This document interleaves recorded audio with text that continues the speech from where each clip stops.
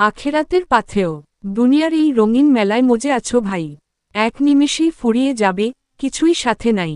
সালাম জানাই নূর ইসলাম, শোনো মনের কথা। কবরের এই আধার ঘরে বাড়ে কেবল ব্যথা। ওই যে সাপ ফনা তোলে, সে তো আমলেরই রূপ। পাপের জালে জড়িয়ে গেলে থাকবে পড়ে চুপ।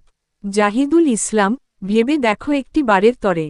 কি জবাব দিবে তুমি যখন নিবে মাটির ঘরে? কিছু জরুরি আধ্যাত্মিক উপদেশ। সময়ের মূল্য, জীবন নদীর স্রোতের মতো বয়ে যাচ্ছে।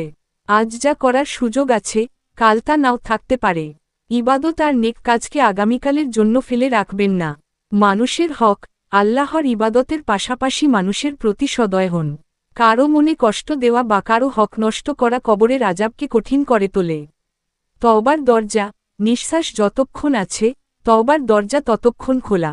মহান আল্লাহর কাছে নিজের ভুলের জন্য ক্ষমা চেয়ে মনকে পবিত্র করুন। পরকালের সম্বল, কবরে ধন সম্পদ বা আভিজাত্য যাবে না। সাথে যাবে কেবল আপনার ধৈর্য, সততা এবং মানুষের প্রতি ভালোবাসা। নূর ইসলাম এবং জাহিদুল ইসলাম, জীবনের এই কঠিন সত্যকে পাথেয় করে চলুন আমরা সবাই আলোর পথে হাঁটার চেষ্টা করি।